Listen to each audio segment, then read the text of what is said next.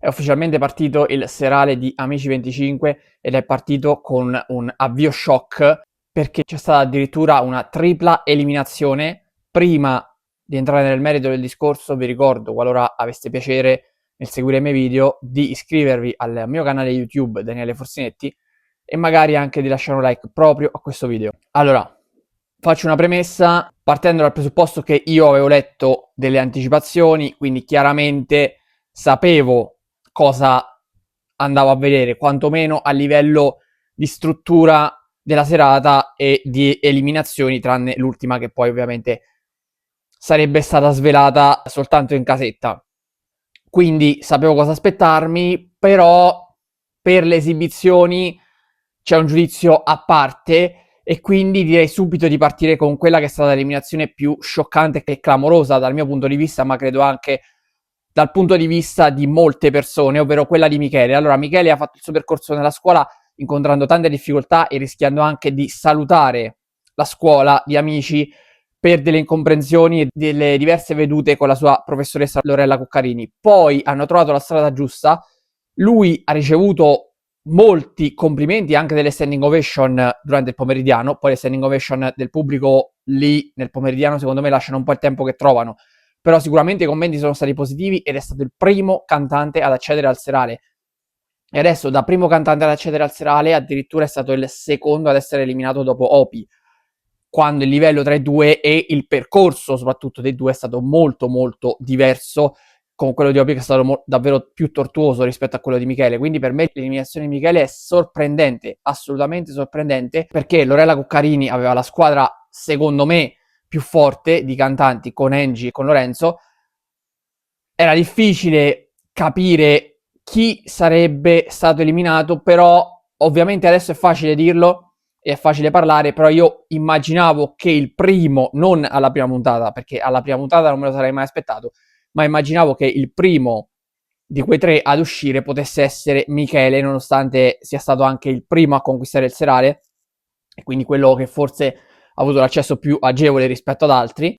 Però io credo che Angie e Lorenzo abbiano le potenzialità per andare parecchio avanti. Sul discorso di Lorella Cuccarini che si arrabbia, io credo che sia legittimo arrabbiarsi per quanto riguarda quell'eliminazione che nessuno si sarebbe mai aspettato, però bisogna anche dire che è un gioco. Rudy Zerbi non è stato proprio il massimo della correttezza, potremmo dire, però non possiamo neanche dire che è stato scorretto, perché se da una parte poteva esserci una sorta di tacito accordo per cercare di mandare sempre avanti i più meritevoli e quindi fare un'iniziale scrematura di coloro che sono arrivati al serale ma che possono essere, passatemi il termine, sacrificati nelle prime puntate, c'è anche da dire poi che è una competizione. È una competizione e quindi Rudy Zerbi cerca di preservare i suoi, chiaramente eliminando un cantante forte di Lorella Cuccarini ha garantito uno slot in più, uno spazio in più nelle puntate successive ai suoi di cantanti, tant'è che lui in squadra ne ha ancora 4. Quindi io credo che questa sia la struttura. Poi io penso che il primo ad uscire alla prossima puntata sarà proprio uno dei cantanti di Rudy Zerbi, perché i ballerini sono rimasti in 6 e difficilmente nella prossima puntata, dove dovrebbe esserci una doppia eliminazione, non tripla ma doppia, difficilmente avremo 2 ballerini eliminati, dovremmo avere un cantante e al massimo un ballerino, se non addirittura 2 cantanti, visto che i cantanti sono 8. Quindi penso che nella squadra di Rudy Zerbi, soprattutto se dovessero essere eliminati 2 cantanti nella puntata, almeno uno sarà il suo. Però è legittima la scelta che ha fatto Rudy Zerbi. Il paragone tra quella di Lorella Cuccarini e quella di Rudy Zerbi non sussiste, perché Lorella Cuccarini l'ha fatto consapevolmente, sapendo chi al 90% sarebbe stato eliminato, ovvero Opi.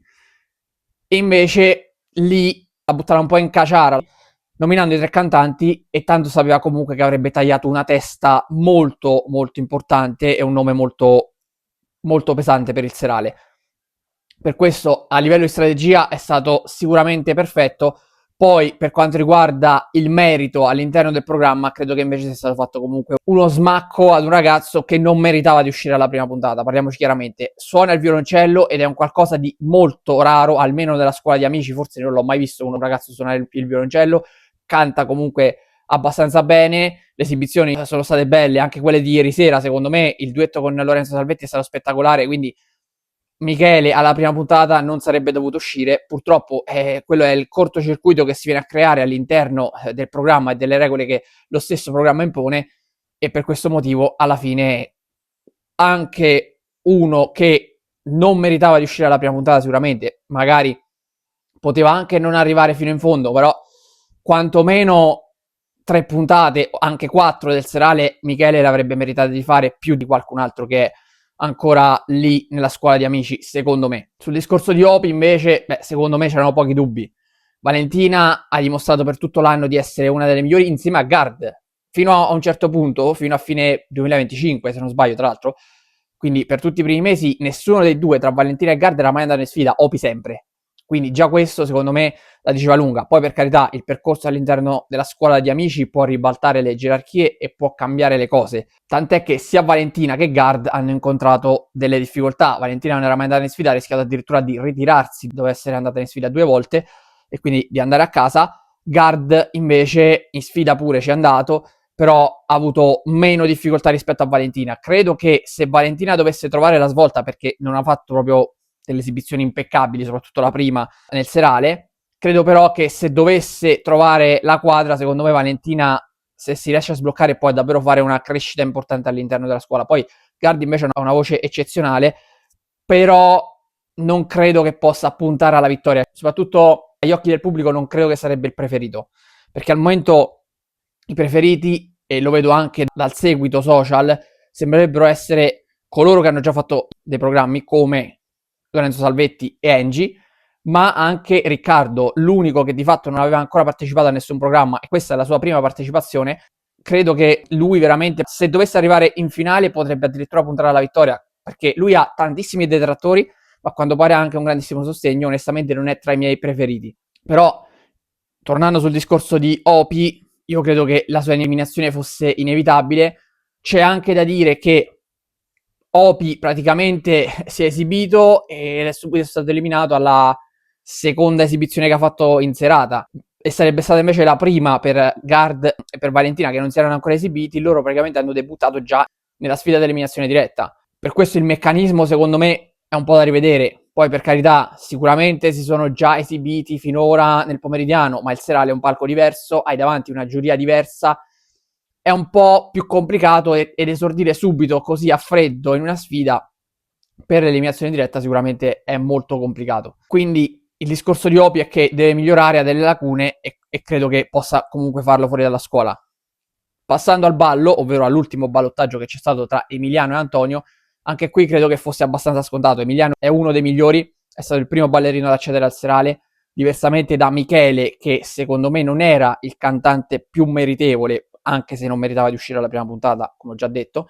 Emiliano probabilmente è il ballerino più bravo, oltre ad Alex. Al momento potrebbero giocarsela loro due. Vedo questo ballottaggio per quanto riguarda il gusto dei professori e dei giudici. Invece Alessio, che al momento ha perso tutte le sfide che ha fatto fondamentalmente, però è soltanto il primo serale, lo vedo un po' che potrebbe lavorare di rincorsa e sfruttare soprattutto il pubblico qualora dovesse arrivare in finale. Occhio a Chiara, finora non l'abbiamo vista, e questa è un'altra pecca secondo me del serale di amici, che hai in questo caso 17 concorrenti e non puoi farli esibire tutti. Alcuni si esibiscono più volte, vedi Antonio che ha ballato non so quante volte, forse addirittura se non una decina quasi, e invece Chiara che non si è mai esibita. E questo vale anche per i cantanti, anzi per i cantanti è anche più complicato perché siamo partiti con 10 cantanti, fate voi il conto, insomma, se tutti riescono ad esibirsi, potrebbero anche riuscirci, magari fanno soltanto un'esibizione e poi basta. Quindi la prima puntata devo dire che è stata sicuramente interessante sotto il punto di vista delle eliminazioni e delle dinamiche che si sono venute a creare. Voglio sottolineare la presenza di Gigi D'Alessio come giudice, che per me è stata veramente molto molto interessante, perché è un valore aggiunto, lo era nella giuria di The Voice e lo è anche al serale di amici, perché questi contrasti che si creano, che già c'erano comunque prima ad amici tra Ruli Zerbi e Anna Pettinelli, ma quelli erano triti e ritriti. Invece Gigi D'Alessio porta ironia, competenza e anche qualche scontro, perché non le manda a dire. Quindi secondo me è un ottimo innesto nella giuria, che già l'anno scorso a me era piaciuta, perché Elena Damario chiunque può criticarla, può dire qualsiasi cosa, ma a me Elena Damario è piaciuta un sacco perché si è dimostrata giusta nei commenti, equa e anche molto brava a livello tecnico. Chiaramente è una ballerina, quindi non potevamo aspettarci altro, però non è detto che quello che riesce a fare in pista da ballo poi riesce anche ad esprimerlo a parole. E quindi per me Elena Damario ha ricevuto una giusta conferma, così come Amadeus, che più che come giudice, che sicuramente sa ed è competente per quanto riguarda il canto, mi piace molto quando si creano quei sketch con i professori o con gli altri giudici. Lì mi piace molto e quindi lì Gigi Alessio si è andato ad inserire in un meccanismo già rodato, ma in cui è entrato perfettamente. Malgioglio invece, onestamente, inizia a essere un po' stancante perché lo vediamo a tale quale show e ad Amici, quindi praticamente ce lo becchiamo per quasi metà dell'anno, forse anche di più complessivamente nei programmi televisivi e quindi forse c'è una sola esposizione che dovrebbe un attimo essere limitata. Per oggi è tutto, vi do appuntamento alla prossima puntata di Forsinet. Ciao a tutti.